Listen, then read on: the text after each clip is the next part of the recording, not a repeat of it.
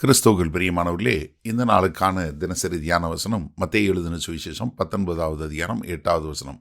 மத்தேயு 19:8, மேத்யூ 19:8. அதற்கு அவர், உங்கள் மனைவிகளை தள்ளிவிடலாம் என்று உங்கள் இருதய கடினத்தின் நிமித்தம் மோசே உங்களுக்கு இடம் கொடுத்தார், ஆதி முதலாய் அப்படி இருக்கவில்லை. இப்போ கர்த்தராகிய இயேசு கிறிஸ்து ஏன்னா இந்த பரிசேயர்கள் சொன்ன சவாலுக்கு பதில் கொடுக்கும் விதமாக அவங்க எப்படி மோசேயினுடைய பிரமாணங்களை தவறாக சொன்னாங்க. ஏன்னா மோசே எதற்காக இந்த விவாகரத்து தள்ளிவிடுதல் என்பதை அனுமதிச்சாரு அப்படின்னு சொல்லும்போது அவர் என்ன,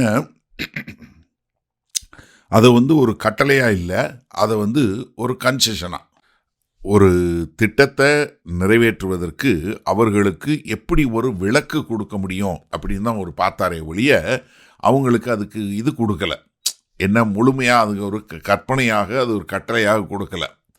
ஏன்னா அவங்க மோசே எதனால் அவர்கள் இந்த தள்ளி விடுதலை தவறுதலாக பயன்படுத்தி அவர்கள் மக்களை அபியூஸ் பண்ணாங்க, அவங்கள துஷ்பிரயோகம் பண்ணாங்க.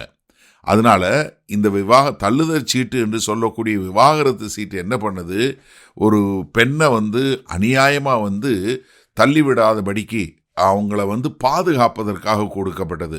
அப்போ மோசேயினுடைய அனுமதி ஒரு தற்காப்புக்காக அவர்களுக்கு கொடுக்கப்பட்டதே ஒழிய அது தேவன்கிட்ட கொடுக்கப்பட்ட அதிகாரம் அல்ல. ஏன்னா காரணம் எதனால் இதை பண்ணார் மோசே, ஏன்னா ஒரு தள்ளுதல் என்று சொல்வது எதிலிருந்து வருது, ஒரு மனுஷனுடைய கடினமான இருதயத்திலிருந்து தான் வருதே ஒழிய வேற எதுனாலும் இல்லை. ஏன்னா கடினமான இருதயம் வரும்போது என்ன வருது, ஒரு பிடிவாதம், ஒரு சுயநலம், ஒரு மன்னிக்க முடியாத தன்மை, அதே மாதிரி மன்னிப்பு கேட்க முடியாத ஒரு தன்மை, அது மாத்திரமல்ல ஒரு இணக்கமாக அன்பு செலுத்த முடியாத ஒரு தன்மை வர்றதுனால தான் என்ன மோசே இந்த ஒரு அனுமதியை கொடுத்தாரு அப்படின்னு சொல்லிட்டு, ஆதி முதலாய் அப்படி இருக்கவில்லை. கர்த்தராகிய இயேசு ரொம்ப அழகாக சொல்றாரு. என்ன, எங்க மறுபடியும் ஆதியாகமத்துக்கு போக சொல்றாரு. இதே மத்தேயு 19வது அதிகாரம் 4வது 5வது வசனம் சொல்லும்போது எப்படி ஆதியாகமம் 1வது அதிகாரம் 27வது வசனத்தில் ஆணும் பெண்ணுமா படைச்சாரு, ஆதியாகமம் 2வது அதிகாரம் 24வது வசனத்தில் எப்படி ஒரு புருஷனானவன் தன் மனைவியை விட்டு, தன் தாய் தகப்பனை விட்டு மனைவியோடு இசைந்து ஒரே சரீரமாகிறான் என்று சொல்லக்கூடிய ஆதியிலிருந்து, அதாவது பாவம் உலகத்திற்குள்ள வரும்போதே இந்த திருமணம் என்பது ஒரு உடன்படிக்கையின் மூலமாய், ஒரு நிரந்தரமாய், அது ஒருவருக்கொருவர் அந்யோன்ய ஐக்கியமாய் தேவனால் இணைக்கப்பட்டதாக. அப்போ ஒரு ஆணும் ஒரு பெண்ணும் ஒரே சரீரமாய் ஒரு வாழ்க்கை முழுவதும் இணைக்கப்படுவது என்பது தேவனுடைய திட்டம் இருக்கு.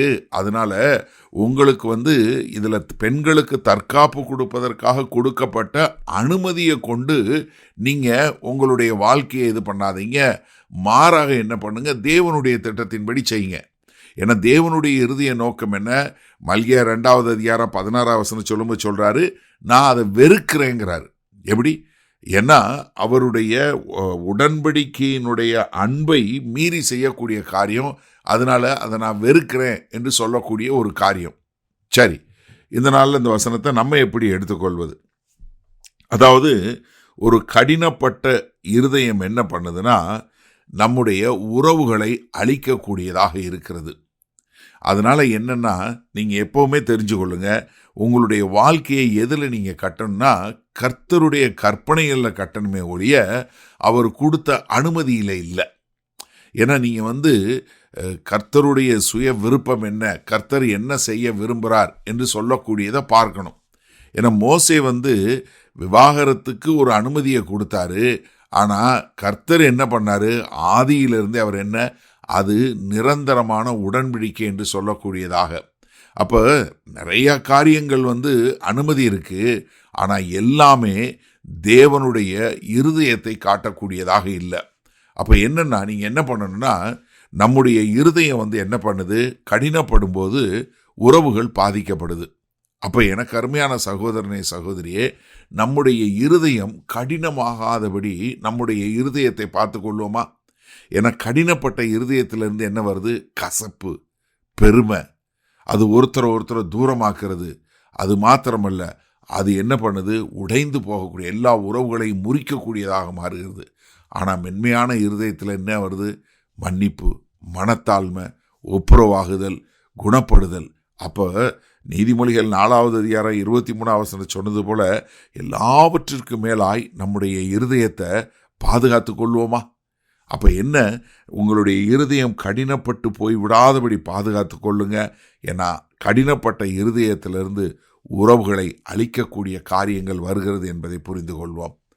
வல்லபிதாவே, இந்த அருமையான நல்ல நாளுக்காய் நன்றி. இது அந்த செய்தியை கேட்டுக்கொண்டிருக்கிற எனக்கு அருமையான சகோதர சகோதரிகளுக்காய் நான் ஜெபிக்கிறேன்.